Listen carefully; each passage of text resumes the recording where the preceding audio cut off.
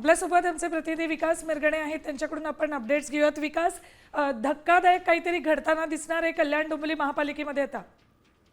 कल्याण डोंबिवलीमध्ये अखेर शिंदे गटाकडून जे आहे महापौर पदासाठी लॉबिंग करताना दिसून येत आहेत. यासोबत नरेश मस्के, श्रीकांत शिंदे, राजू पाटील जे आहेत ते आपल्याला आयुक्तांच्या दालनामध्ये आपल्याला दिसून येत आहेत. त्यामुळे तिघांमध्ये जी बैठक सुरू झालेली आहे आणि कल्याण डोंबिवलीमध्ये अखेर शिंदे गटाचा महापौर होण्याच्या दृष्टीने जे हालचाली सुरू झालेल्या आहे. कारण शिंदे गटाकडे 53 नगरसेवक जे गट स्थापन करण्यासाठी कोकण आयुक्तांकडे आलेले आहे.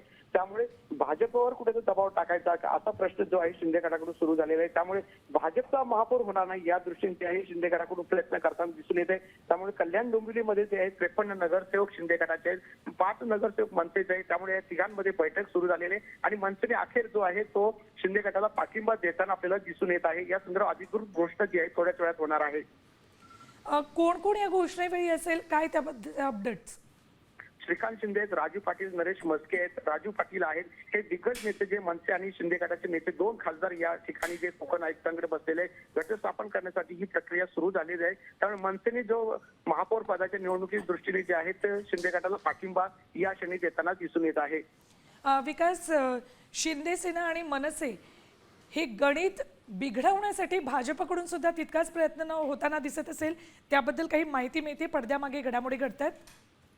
अचानक ही शिंदे गटाने राजकीय हालचाल केल्यामुळे आता भाजप काय निर्णय घेत आहे का? कारण दोघांचं बहुमत असताना पण मनसे जे आहे ते होताना दिसून येत आहे. त्यामुळे मनसेने नेमकी पाठिंबा शिंदे गटाला का दिला याचा चर्चा जो आहे आता भाजप सुरू करताना दिसून येत आहे. कारण भाजपने सुद्धा जे मनसेकडे पाठिंबा मागितला होता, मात्र शिंदे गटाला पाठिंबा देण्याचा निर्णय जो आहे तो मनसेच्या नेतृत्वाकडून घेताना दिसून येत आहे.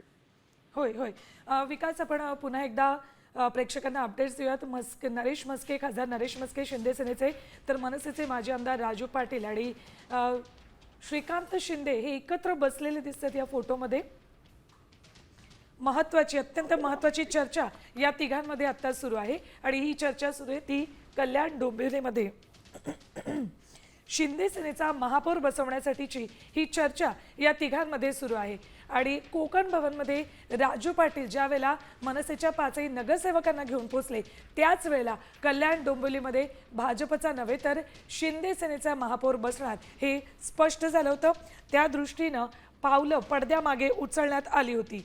आता शिंदे सेनेचा महापौर जरी आपल्याला कल्याण डोंबिवली महापालिकेत बसताना पुढच्या काळात दिसला तरी सुद्धा भाजपकडून त्या विरोधात मोठ्या हालचाली सुद्धा होताना दिसेल. पुन्हा एकदा जाऊयात आमचे प्रतिनिधी विकास मिरगणे यांच्याकडे.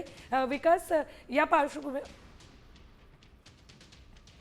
काही वेळातच या संदर्भात श्रीकांत शिंदे किंवा मग राजू पाटील किंवा नरेश मस्के या तिघांशी पत्रकार निश्चितच बोलण्याचा प्रयत्न करतील, त्यांच्याकडनं अपडेट्स घेण्याचा सुद्धा प्रयत्न करतील. तर गेल्या काही दिवसात ठाकरे सेनेचे 11 पैकी 2 नगरसेवक आधीच नॉट रिचेबल झाले होते आणि त्यानंतर पुन्हा 2 नगरसेवक सुद्धा तिथून थेट शिंदे सेनेच्या गळाला लागले होते आणि आता मनसेकडून सुद्धा या महत्त्वाच्या हालचाली शिंदे सेनेसाठी म्हणून सुरू झाल्या आणि आता शिंदे सेनेचा महापौर कल्याण डोंबिवली महापालिकेत आपल्याला बसताना दिसेल.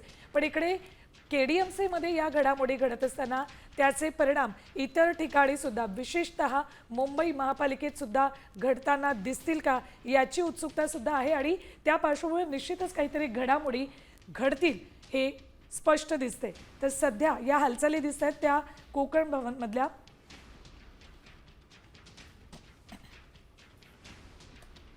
करत असतात, पण आमचं 53 शिवसेना पक्षाचा गट आहे, तो गट आम्ही इथे करण्यासाठी आलेलो आहोत आणि तुम्हाला मी नक्कीच सांगू इच्छितो की या महापालिकेवर महायुतीचा महापौर बसणार आहे. सर ठाकरेचे 11 नगरसेवक तुमच्या, ठाकरेचे 4 नगरसेवक तुमच्या संपर्कात आहेत. हे आपल्या माध्यमातून मला समजलं गेलं, ते वरिष्ठ काय मला माहिती आहे, पण आम्ही 53 नगरसेवक आता एकत्र आहोत आणि तो गट आम्ही तयार करणार आहोत.